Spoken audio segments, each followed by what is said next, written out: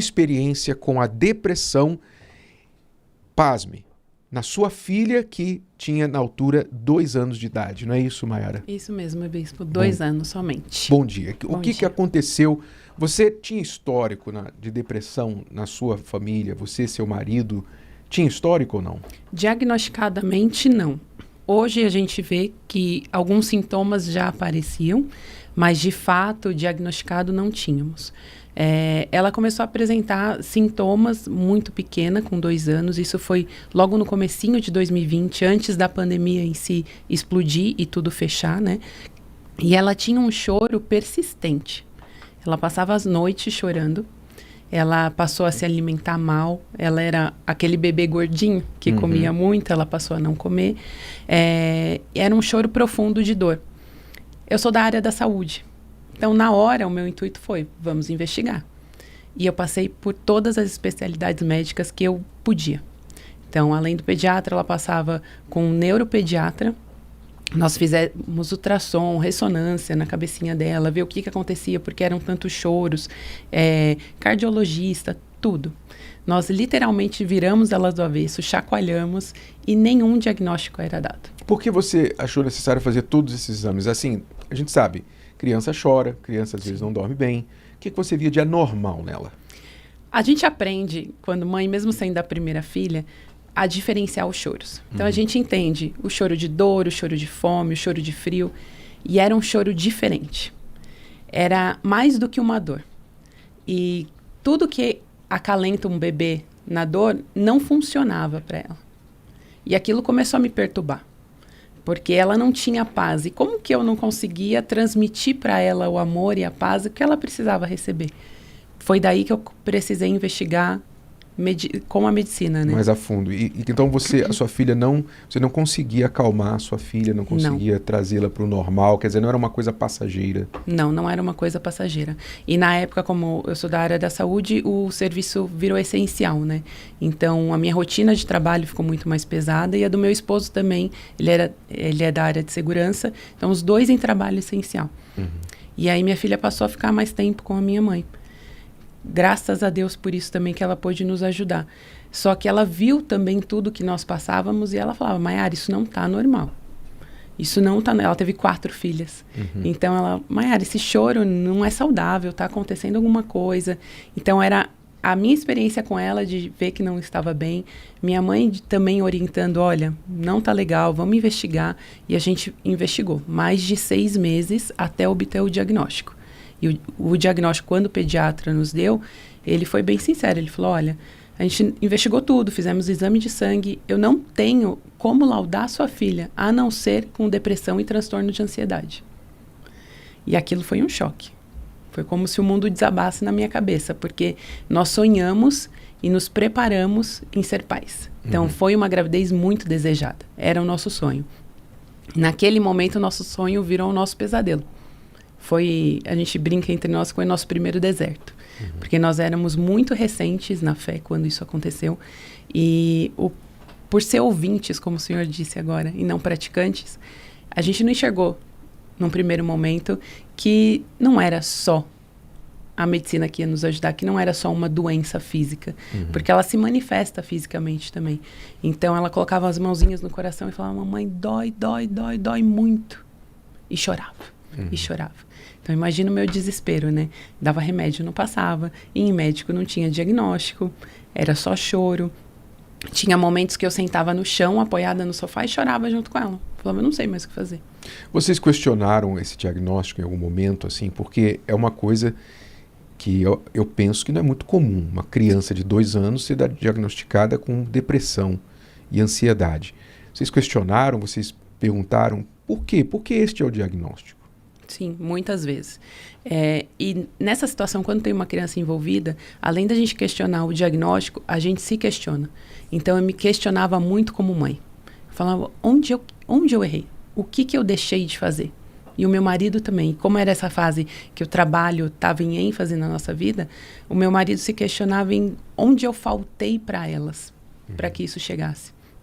Então, a gente se questiona muito mais nesse momento do diagnóstico como pais. Qual foi o nosso erro? Por que ela passa por isso? Porque é uma criança. Então, qual é a dor que ela sentiria? Você está descobrindo ali todos os sentimentos ainda, né? Não sabe lidar com nada. Então, por que toda essa dor? Então, o nosso questionamento era muito mais para nós como pais e qual seria o nosso erro do que do próprio diagnóstico. Porque quando você recebe um diagnóstico desse infantil, é um abalo. Você confia no médico e o que ele está te passando. Então, é muito difícil, assim, você lidar com a situação. E quando ele falou pra gente, olha, ela vai precisar tomar ansiolítico para se acalmar.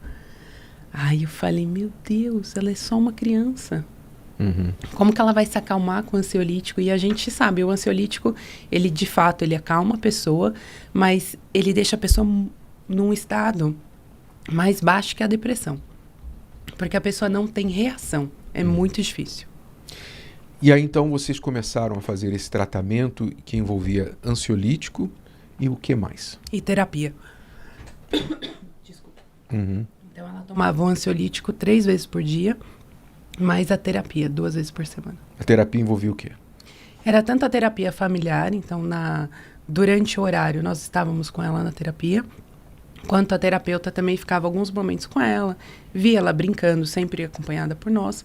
E eu lembro que ela falava assim, Mayara, fica tranquila, porque ela é muito pequena e ela não vai ter lembrança desses momentos.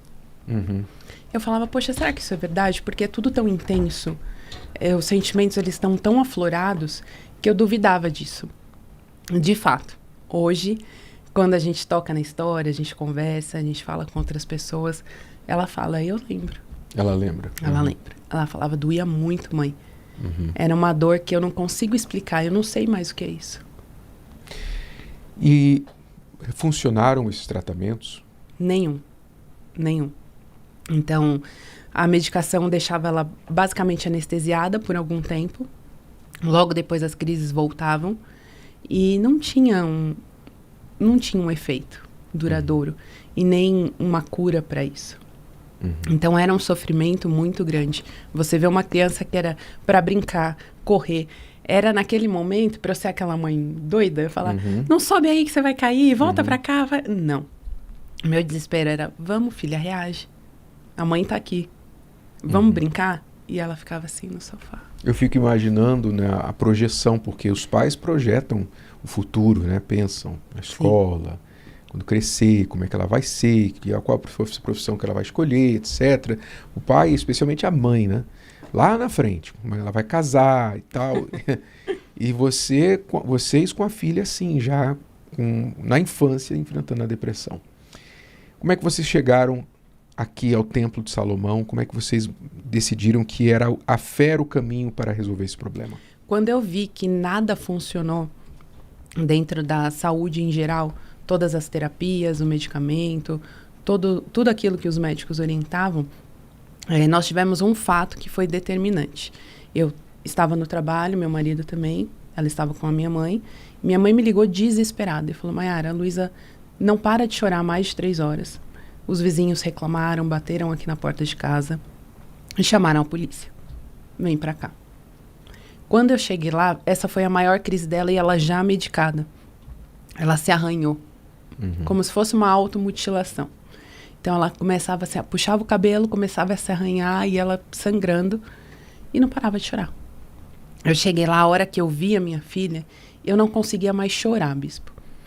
Chega um ponto da dor que você não tem mais reação para aquilo. Porque você já chorou, você já gritou, você já ficou nervosa, você já exprimiu todas as suas dúvidas. Naquele momento, eu não sabia o que fazer. Eu peguei o meu celular, eu liguei para minha chefe, pedi demissão, liguei para o meu marido e falei, olha, aconteceu isso.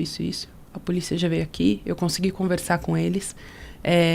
Naquele momento, a bolsa de uma mãe, nessa época, é mamadeira, a fralda. Além de tudo isso, a minha tinha um laudo médico, que falava que a Luísa tinha, que era depressão. Porque quando a gente passava por algumas crises assim, imagina, passeando com ela, alguma coisa, eu apresentava o laudo, falava, olha, minha filha tem depressão, ela passa por esses surtos.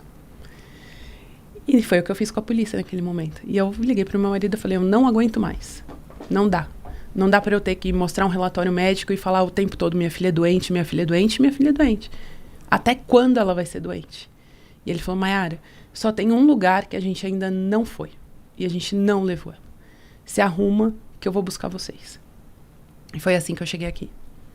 Eu cheguei aqui com a minha família sem chão, com a minha filha toda machucada, chorando muito, ela não parava de chorar. E eu tive um acolhimento que eu não tive em nenhum outro lugar. E eu tive uma palavra de esperança. E aqui foi o único lugar que eu recebi: mãe, ela tem cura. Existe um processo que depende da decisão de vocês. Não é a decisão dela. É a sua decisão e a sua decisão. Na hora falando para mim e pro meu marido. Se vocês não decidirem agora, tem consequências maiores para a filha de vocês. Foi aí que eu falo que Deus deu um chacoalhar. Foi um despertar no chacoalhão. Aquela bronca de pai que a gente pega a criança, segura e fala, presta atenção. Foi isso que Deus fez com a gente. Foi um presta atenção e fala, eu tô aqui. Até quando vocês não vão me enxergar? Quer dizer, vocês entenderam, por esse chacoalhão, que vocês tinham que ir para um outro nível. Sim. Um campo espiritual. Porque o físico vocês já estavam tentando de tudo. E não só não estavam tendo nenhum sucesso, como também vocês estavam, eu acredito, que no caminho para a depressão tomar conta de vocês, como pais. Sim. Nós já éramos coparticipantes ali da depressão. A gente vive a flor da pele quando é com um filho. Então, vocês entenderam ali, naquele dia, que, primeiro, tinha solução. Quer dizer, o primeiro lugar que vocês ouviram, tem solução, tem cura para sua filha. Segundo, é uma decisão, ou seja, não é um sentimento, é uma decisão. Decisão de quê? Decisão de crer. Eu creio. Porque preste atenção, você que está me acompanhando agora, preste atenção. Você tem que usar a fé racional, a fé inteligente. Você crê que Deus faz milagres? Você crê? Você crê na palavra dele que diz tudo é possível ao que crê, que para Deus não há impossíveis? São palavras bíblicas. Você crê nessas palavras? Se você pensa assim, não, eu creio que não há nada impossível para Deus. Eu creio. Então, se você crê que Deus faz milagres, então Deus pode curar a depressão. Ou será que Deus excluiu a depressão na sua lista de milagres? Por isso que a pessoa que falou com vocês no dia que vocês chegaram aqui ao Templo de Salomão foi assim incisiva e falou, é uma decisão que vocês têm que tomar, decisão de crer. E realmente é uma decisão, porque vocês decidiram levar a criança nos médicos, vocês decidiram aceitar o diagnóstico, vocês decidiram fazer os tratamentos, tudo foi decisão. Tudo bem que talvez até forçado por falta de opção, não é? Mas ali foi apresentada uma outra opção para você, a opção da fé. Vamos crer, vamos decidir crer, vamos colocar a nossa fé na palavra de Deus. E ali, então, vocês partiram para o outro campo, o campo espiritual. Sim, aí a gente entendeu de fato que o mundo espiritual, ele está aqui, a todo momento. Até então, nós tínhamos essa diferenciação. A minha vida aqui é um mundo espiritual e quando um mundo físico, e quando eu preciso, eu oro e chego ao mundo espiritual. Nesse dia, a gente aprendeu que não. O mundo espiritual está aqui, a gente vive ele o tempo todo. A gente só está no mundo físico. E isso foi que fez toda a diferença. Então, nós ficamos na reunião esse dia, era uma sexta-feira como hoje. Participamos da reunião, deixamos ela na IBI. E o pastor que nos atendeu falou, olha, ela vai ficar na IBI, as obreiras no final vão orientar o que vocês devem fazer, como reagir com ela. E foi assim, foi um divisor de águas aquele dia. Nesse mesmo dia nós passamos a ungí-la todas as noites e até hoje nós fazemos isso. Não deixamos de lado essa prática. E ela dormiu. Já faziam mais de 3 dias que ela não tinha uma noite de sono completa. Eu lembro que eu acordava de madrugada, eu acordava meu marido e falava, amor, acorda. Eu não sei se ela tá viva. Ela não tá chorando. E eu ia lá na cama dela, colocava a mão assim no narizinho dela pra ver se ela tava respirando. Mas também não encostava muito, né? Deixa ela dormir, eu preciso descansar. Então já foi olha, isso funciona mesmo. Com remédio ela não dormia. Aí no dia seguinte, quando ele chegou do trabalho, eu falei, olha, eu vou tomar uma atitude de fé e eu quero saber se você tá comigo. Ele falou, o que você quer fazer? Eu peguei todos os remédios dela.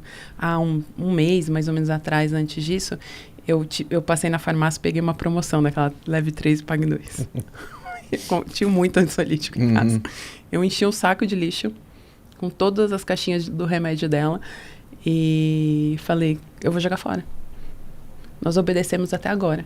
Aí ele fechou o saco de lixo assim e falou pra mim: nunca mais a gente vai obedecer qualquer outra palavra que não for a do nosso Senhor primeiro. Você tá junto comigo? Eu falei: eu tô junto com você. E nós jogamos o remédio dela fora. E há mais de 5 anos, a Luísa não toma nenhum medicamento. Não foi da noite pro dia, foi um processo. Tiveram momentos onde ela estava um pouco triste, ficava um pouco nervosa, mas depois desse processo, mais ou menos 2 semanas, 1 mês, nunca mais a Luísa teve nenhuma crise, nenhum sintoma. Hoje eu falo de sorriso aberto, muito feliz, com o coração alegre, que a Luísa é curada e, contrapartida, a minha família foi curada.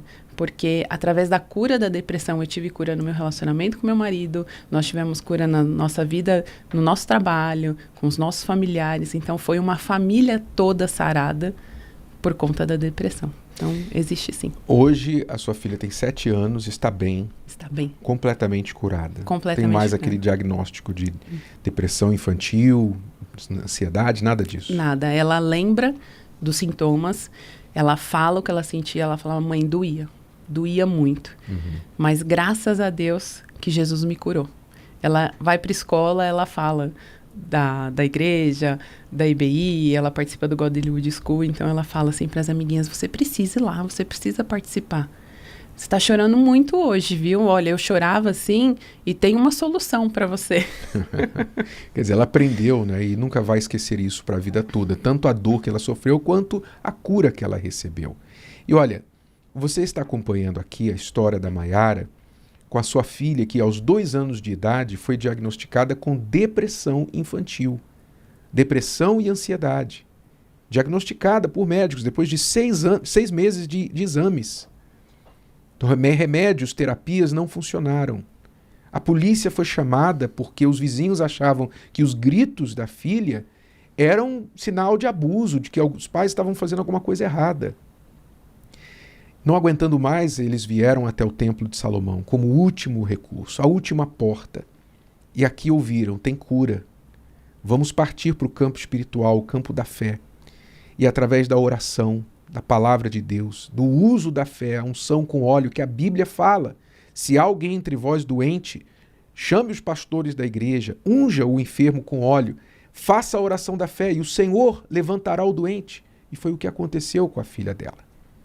Se você está passando por algo semelhante, tem cura, tem solução para a sua vida. Nós não estamos dizendo, nem desmerecendo a medicina. A Mayara é da área da saúde. Ela sabe o papel da medicina. Quem é da fé inteligente reconhece a importância da medicina.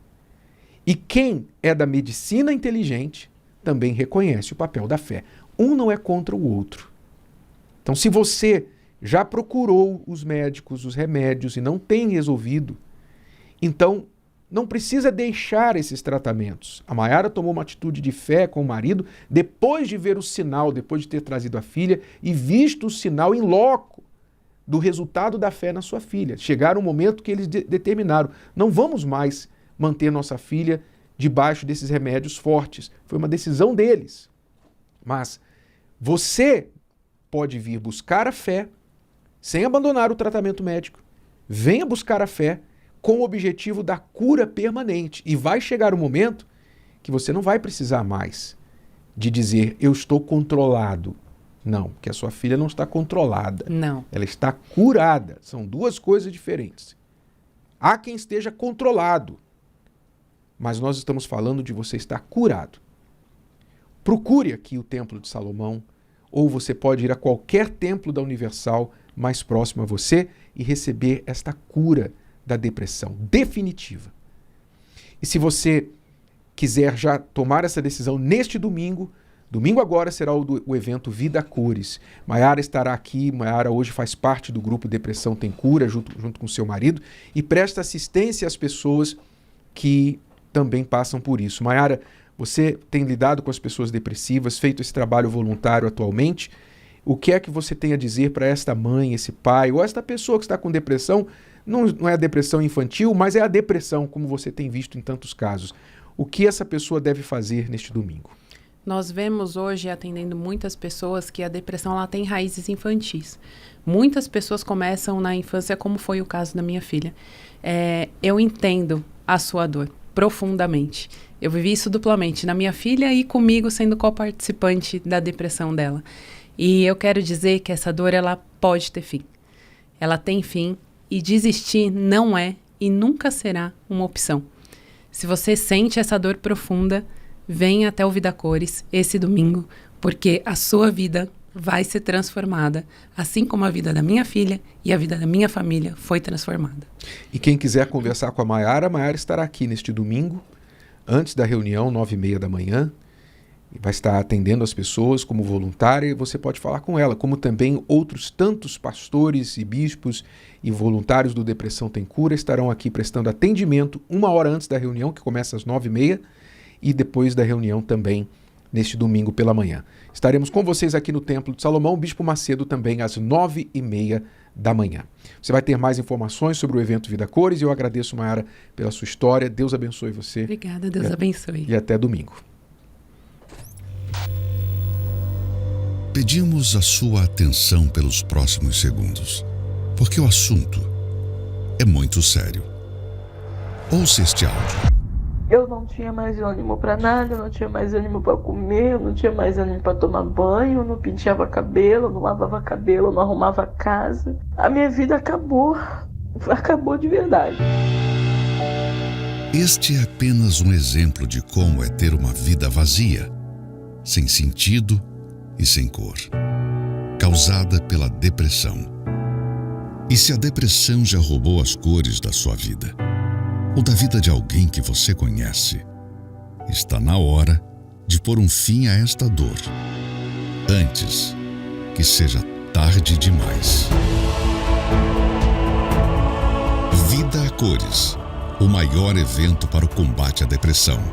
A oportunidade que você tanto esperava para sua vida voltar a ter cor. Neste domingo, 21 de setembro, no Templo de Salomão, em São Paulo, às 7 da manhã, 9h30, com Bispo Macedo, e às 18 horas. Participe também em qualquer templo da Igreja Universal no mundo.